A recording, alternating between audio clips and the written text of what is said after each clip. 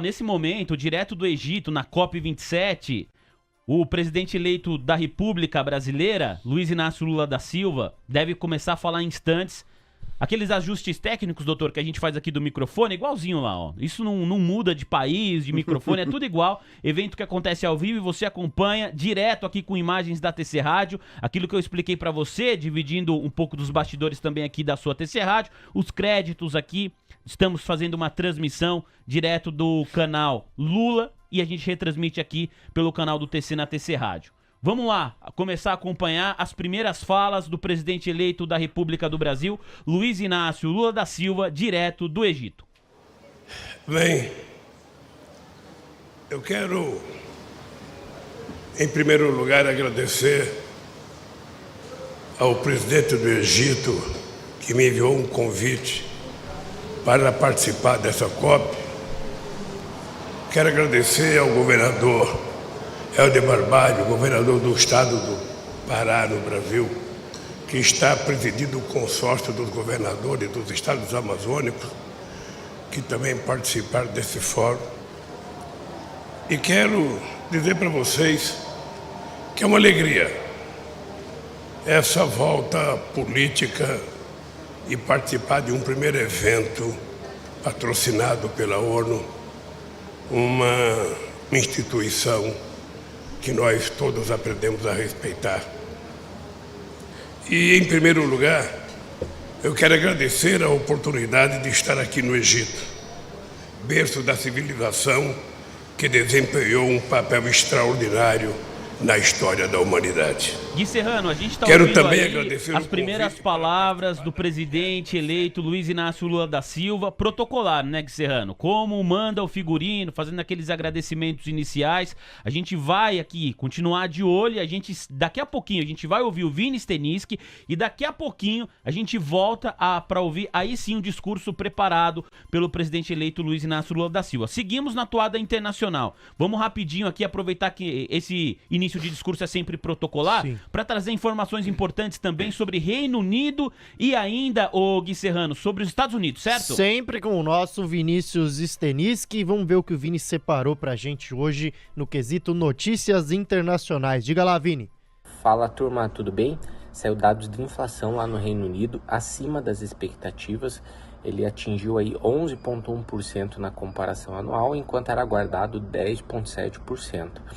Tivemos dados de hipotecas lá nos Estados Unidos, que a gente percebe uma queda na taxa de juros aplicadas para esse tipo de financiamento e fez com que as aplicações subissem na comparação semanal. Lá nos Estados Unidos ainda, vendas do varejo, melhor que esperado, em conjunto aí com o dado de inflação que saiu ontem, pode continuar impulsionando aí o bom humor das bolsas. Por hoje é só bons negócios a todos. Valeu, Vini. Vini passando, portanto, aí pelo Reino Unido, também pelos Estados Unidos, né? Falando aí sobre vendas no varejo. E aí, Suslик, como é que tá a sua visão internacional? Mudou alguma coisa o seu panorama? Muito tempo atrás a gente falava sobre recessão, todos os dias aqui no programa. Já faz um tempo que eu não ouço essa palavra. Nos Estados Unidos eles chamam de R-word, né? Que nem o Voldemort, né? Não pode Aquele falar. que não pode ser nomeado.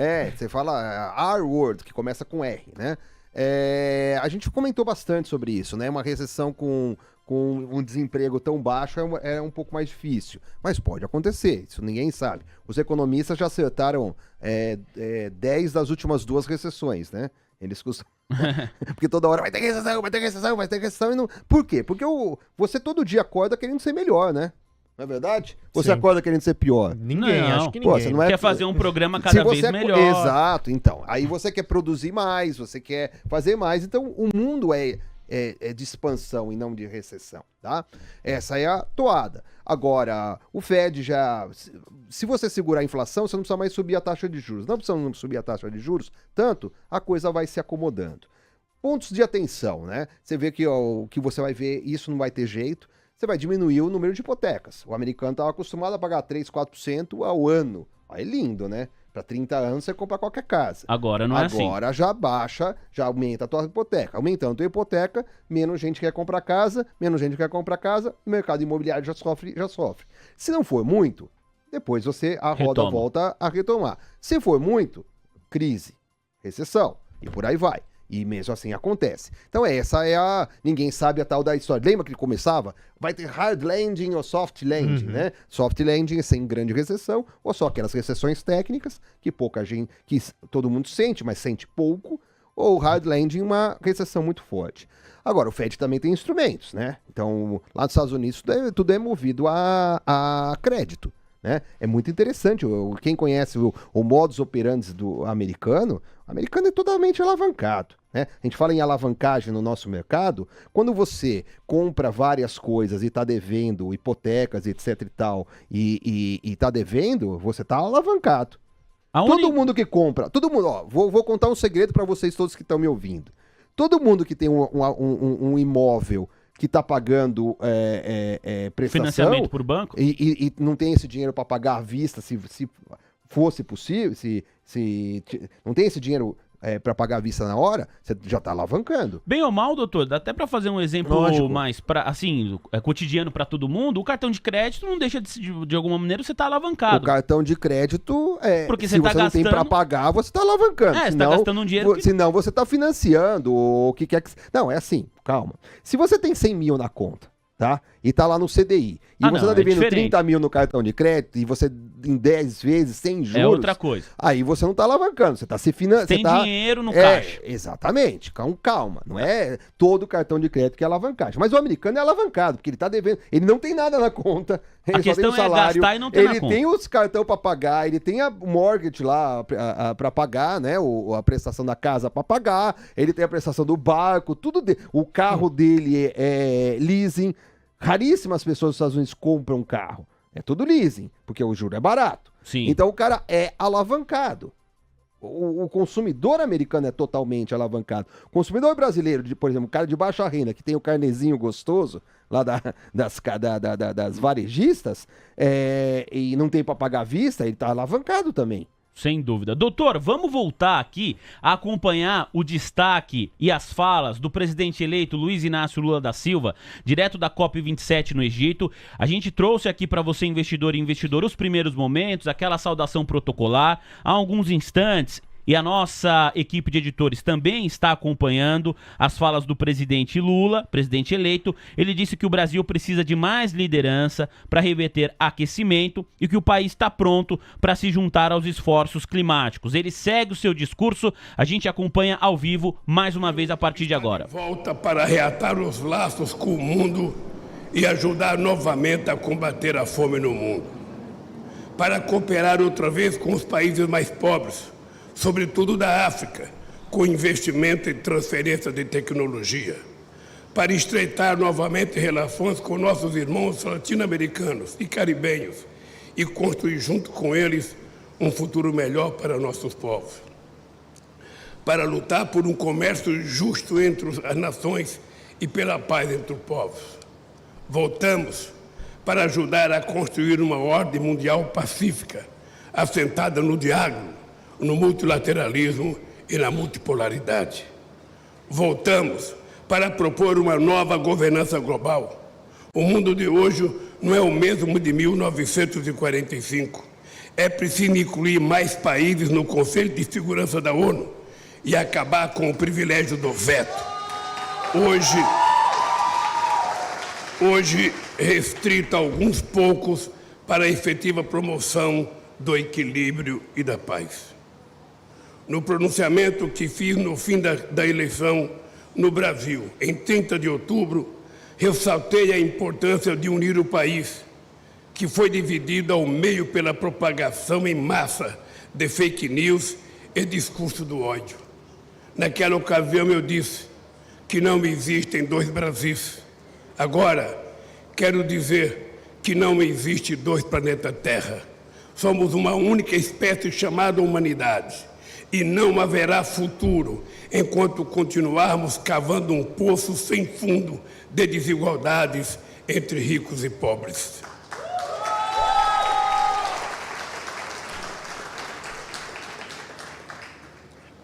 Precisamos de mais empatia uns com os outros.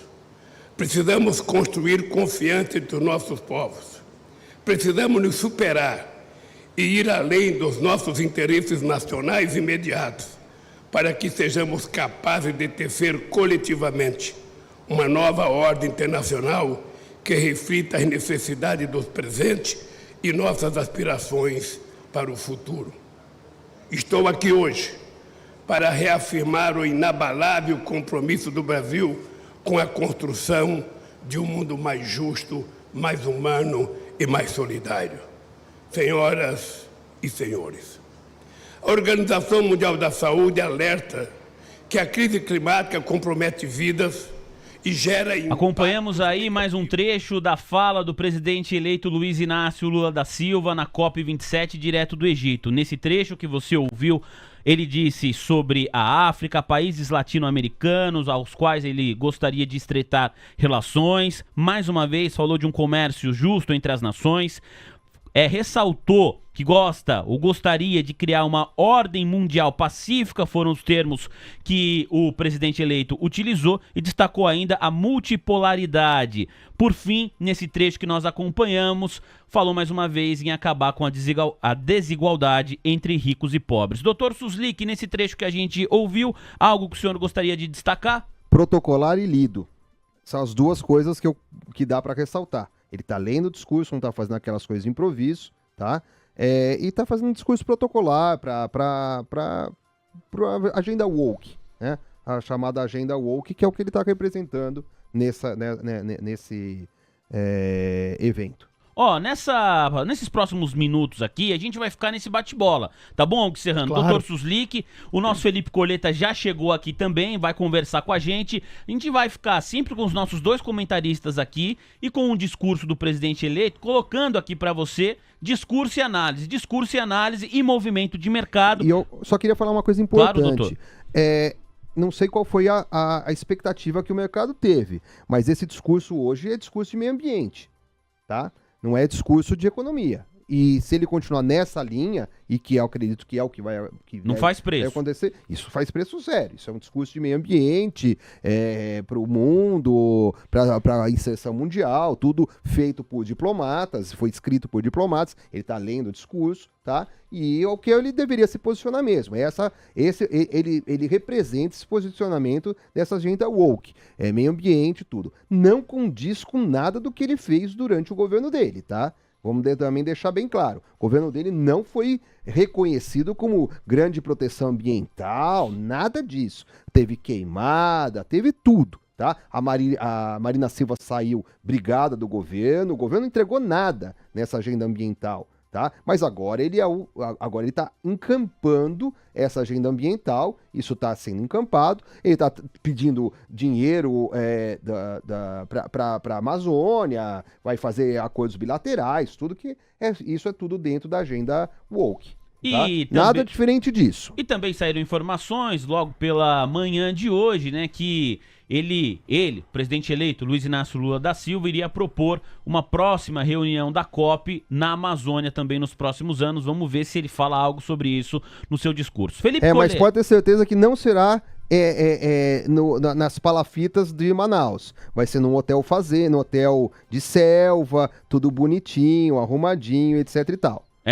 Então nós não vamos mostrar qual que é o grande problema ambiental. De novo, eu gosto de falar isso. Eu sou membro fundador do SOS Mata Atlântica, tá? O grande problema ambiental é a interação econômica e social das pessoas que moram na floresta, com a floresta, tá? Esse é o grande problema. Não é a preservação por preservação, etc e tal. É como você integra as pessoas que já estão lá, tá? Que tem que ter alguma atividade econômica, tá? De preferência que não degrade o meio ambiente, mas que tem um manejo florestal, tem um manejo do meio ambiente com o meio ambiente. Mas isso a gente não vê nessas agendas. Nessas agendas vamos preservar a árvore, vamos não sei o quê, é tudo abraçar a árvore. Isso não serve. O que serve é como que eu vou resolver o saneamento básico de Manaus, que já existe lá com alguns milhões de habitantes. Essa é a agenda importante, tá? Mas isso o pessoal vai para Sharm el-Sheikh. É um lugar lindíssimo. Vocês querem colocar fotos, Mar Vermelho, faz mergulho, relativamente próximo de Eilat, quer dizer, o mesmo ecossistema, etc e tal, que é lindo de morrer. tá? Hotéis 5 estrelas, etc e tal.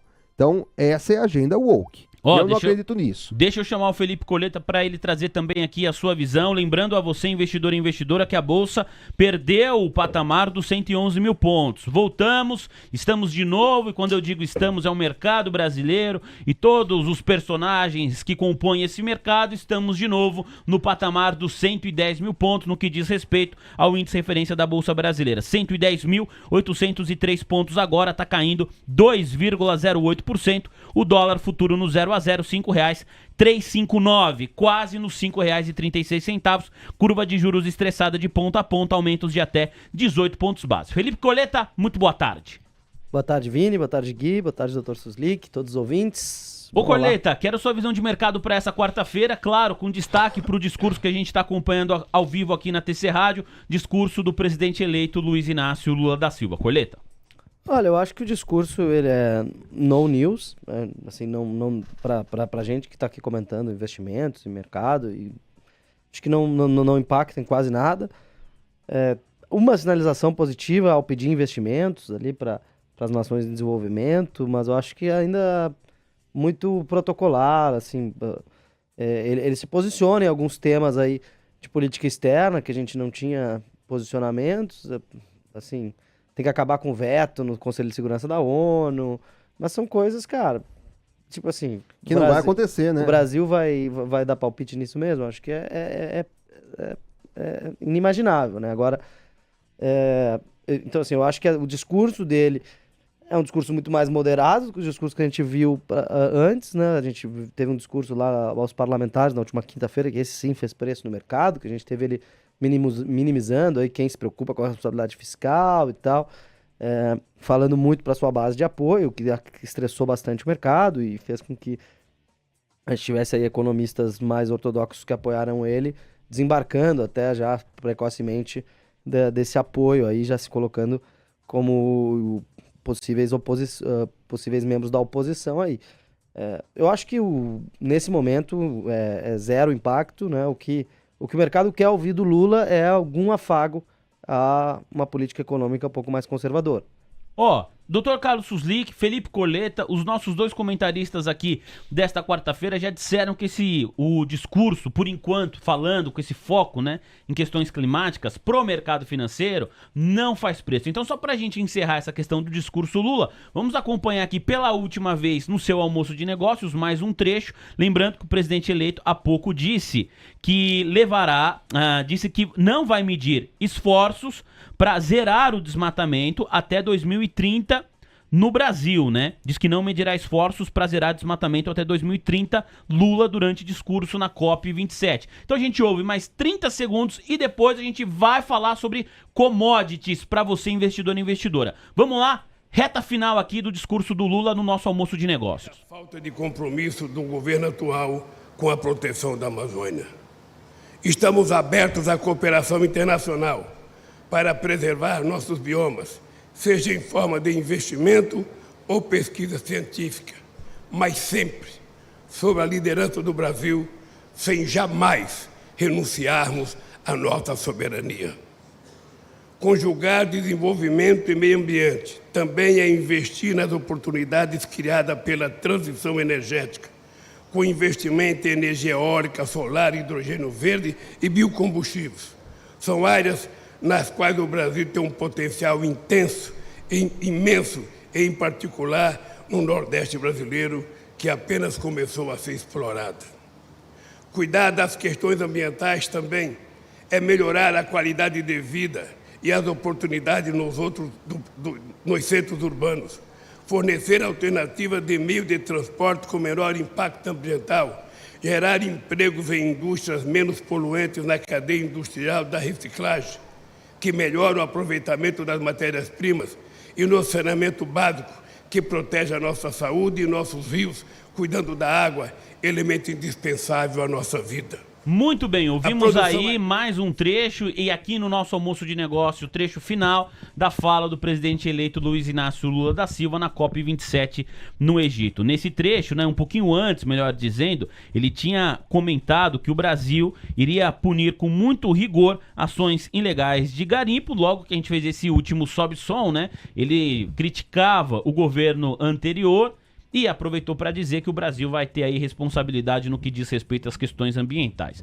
Como o Dr. Suslik falou, e o Felipe Coleta também, tema muito ligado aqui a meio ambiente, que por enquanto não faz preço no mercado, realmente está todo mundo esperando a volta do Lula aqui para o Brasil para ver o que vai ser da sua equipe econômica, e isso sim é o que o mercado está querendo saber. Claro que uma questão jornalística a gente tem que acompanhar ali. Imagina se o Lula, no meio do discurso, pega e fala, inclusive, meio ambiente e economia andam juntos, o ministro é tal. Opa, né? Então a gente Tem até gente brincando aqui no nosso chat, né? Fala mais aí, Lula, que eu tô comprado no dólar. Então o pessoal louco pra dar uma sinalização negativa pro dólar subir e o pessoal ganhar dinheiro. Exatamente, não fez preço porque o discurso do Dr. Suslik falou bem ali, é algo escrito por pessoas que têm bastante experiência internacional, então é um discurso protocolar. Mas qualquer deslize ali, pro bem ou pro mal, poderia fazer preço. Como a coisa tá andando ali realmente no que diz respeito única e exclusivamente à pauta ambiental, o mercado não tá precificando o discurso do Lula nem pra cima nem pra baixo, segundo os nossos analistas aqui. Vamos falar de commodity então, Coleta, que é o tema que você separou pra hoje. É só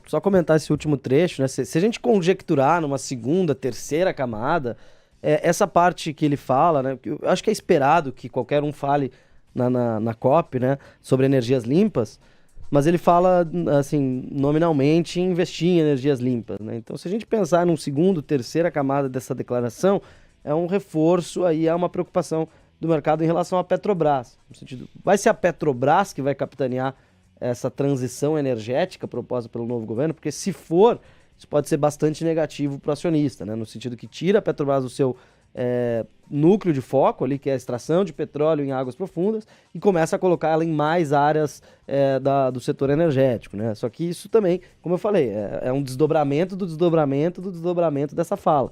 Então, assim, eu acho que ele reforçar isso acende um pouco o alerta para a gente ficar de olho no que vai ser feito da Petrobras ao longo desses próximos 4 anos, mas, assim, é a única coisa que eu consigo pegar desse discurso, realmente, a parte ali em reforçar uma agenda mais ambiental, que era amplamente esperado, pedir investimentos. Eu acho que, assim, essa questão de investir em energia limpa deixa uma pergunta, né? Como que vai ser investido em energia limpa? Vai ser através de isenção fiscal, para quem quiser fazer usina eólica, ou vai ser propriamente através de uma estatal, através da Petrobras? Então, acho que essa é uma grande dúvida que fica sobre essa proposta aí de investimento em alternativas energéticas.